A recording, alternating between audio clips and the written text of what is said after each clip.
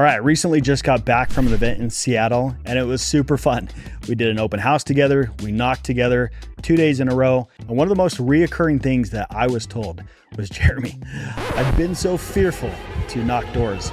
I've been so fearful to do open houses like this strategy.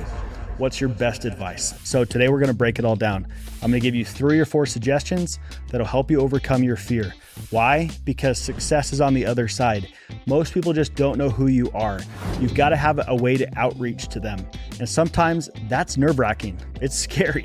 You don't know who the other person is. You might get rejected for whatever reason. You've got false limiting beliefs, narratives running in your head, whatever the reason.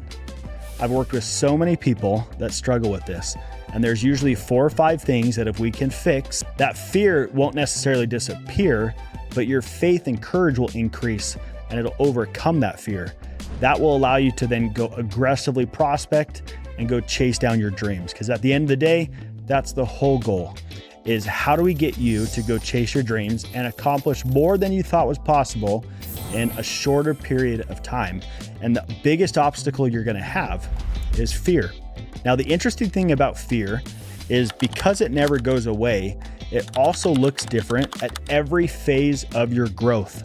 When you're first starting, if you just got your license and you're watching this, the type of fear and what you're afraid of will be different. Fast forward a couple years and you're doing 25, 40 deals. The fear you experience then will be different because now it's complacency wrapped around in fear that you're dealing with to then go double your business. And then when you're all the way at the top, doing 150, 200 deals a year, which I've coached a lot of realtors that are on pace to get in that. I've been coached by a lot of coaches that have been in that position. I sold 75 homes my first year as a realtor. And that type of fear at that level still exists. But again, there's universal principles that apply to every phase that you're in and will help you navigate that fear. I don't believe it'll ever go away. There's always an inclination for our subconscious to protect us so that we don't get hurt. But what happens is you get the tools necessary to overcome that so that you can have more courage, move forward, and overcome it. So grab your notes, jot these 4 or 5 principles down, and then get out of here. Go work, go apply these, overcome that fear so that you can chase down your dreams.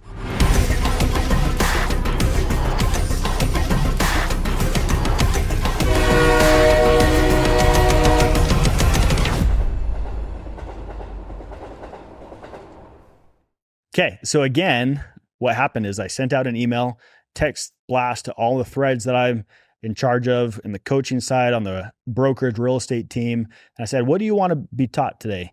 And one person, Chad, this is for you, said, hey, how do you overcome that anxiety, that fear to go do this volume, to go prospect like you're teaching?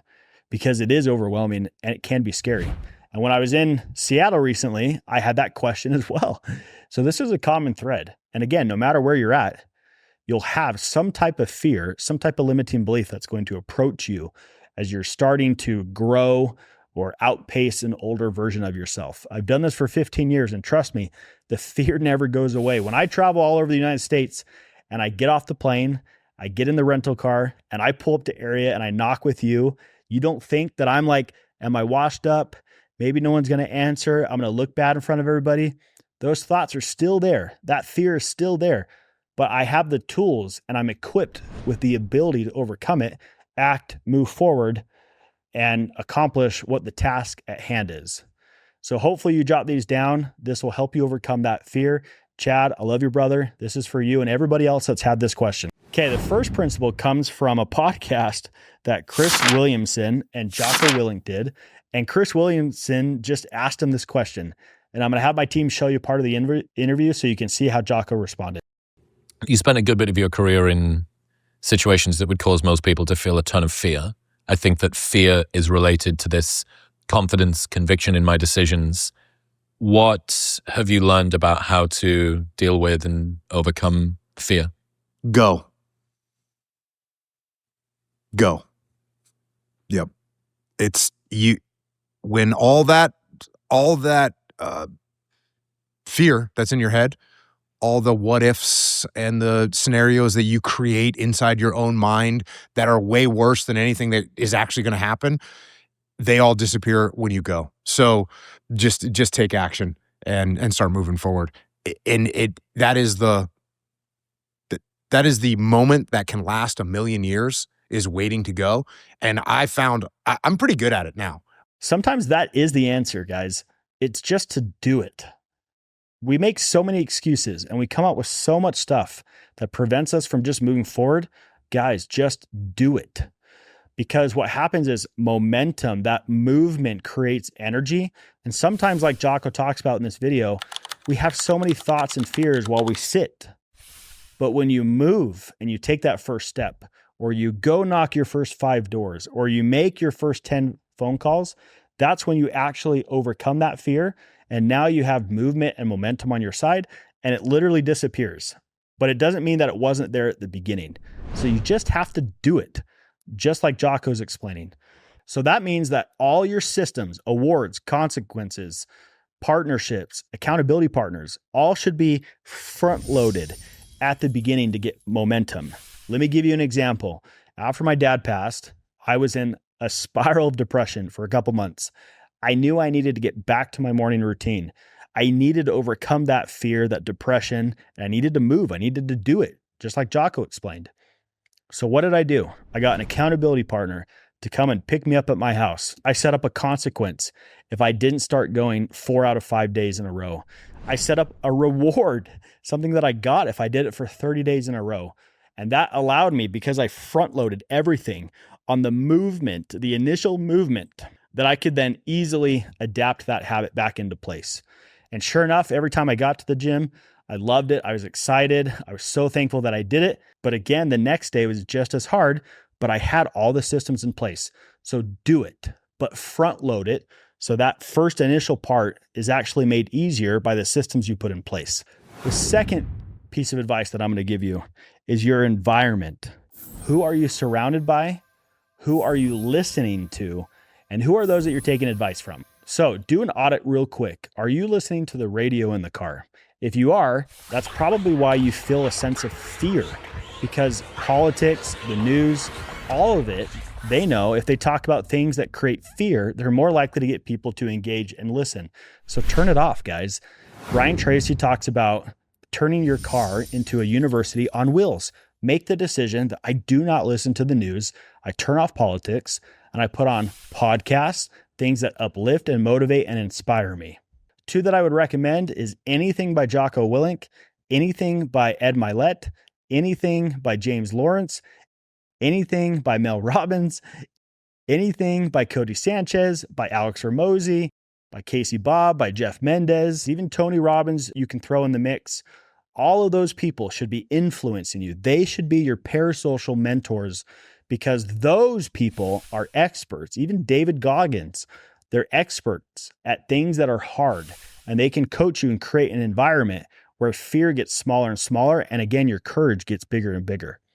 The third piece of advice, this comes from James Lawrence. If you haven't followed or know James Lawrence, the Iron Cowboy, you're absolutely insane. And this is probably, just being blunt, why you're probably full of fear. About 15 years ago or so, he did 50 Ironmans in 50 states in 50 days in a row. Talk about hard and overwhelming. Well, fast forward a couple years after that, he decided to do 100 Ironmans in 100 days in a row. When I first heard that he announced this, one, I was completely mind blown about how hard that would be. And then 3 days into it, he breaks his ankle or breaks his toe and has to make the decision to keep going. And he did. So what did I do? I then decided to train for the next 3 months so that I could then go do day 100 with him with a group of friends. And it was the coolest experience. And talk about an overwhelming sense of fear. But because I was doing more hard things, work and prospecting was actually the easiest part about my day, because I learned how to coach myself. And James Lawrence talks about this all the time. Imagine if you had a little guy or girl on your shoulder and they're constantly talking negativity and fear into you. But because you do hard things often, you are familiar with that voice and you know how to coach that little person on your shoulder. You know how to overcome that. So for me, when I was in high production in sales, When I got into real estate, I did CrossFit every morning. Why? Because I knew that if I went to a dark place and literally had to contemplate my life, that if I could do that at 6 o'clock in the morning, I could go prospect for 5 hours a day.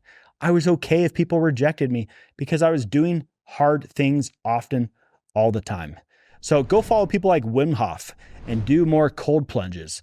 Put David Goggins in your ears. Go listen to James Lawrence and all those people that are doing hard things. Replicate that. Do more hard things. Prospecting should not be the hardest part about your day. Have other parts of your days that are harder, other activities that are constantly pushing your limits.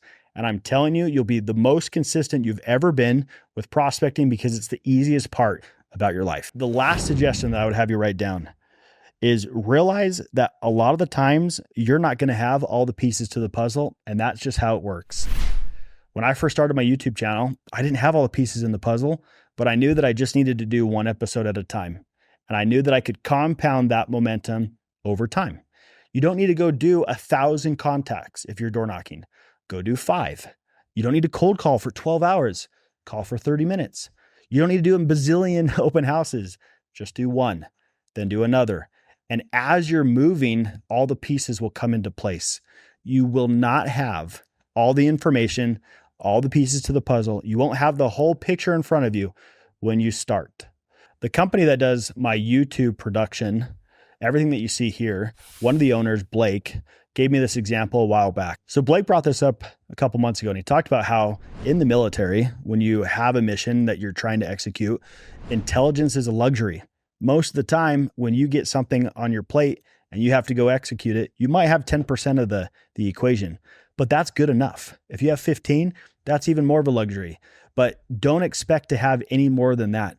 As you're moving, you're going to observe and orient yourself and get the different pieces that you need. So if you feel fearful and it's hard for you to like initiate that, that's okay. Ask yourself, what pieces do I have?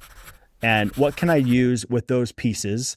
And let me just do one at a time and just eliminate every other day off your schedule. And it's just today. What can I accomplish today?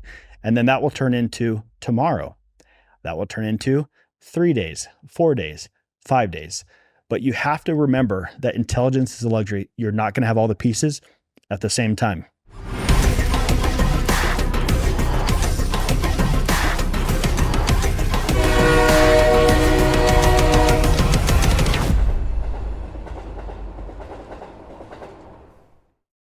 Right. So let's wrap up today's episode. Hopefully that was super helpful. Chad, I love you, brother. And everybody else, especially in Seattle, that had this question of what do I do if I have that fear? Guys, it's never going to go away.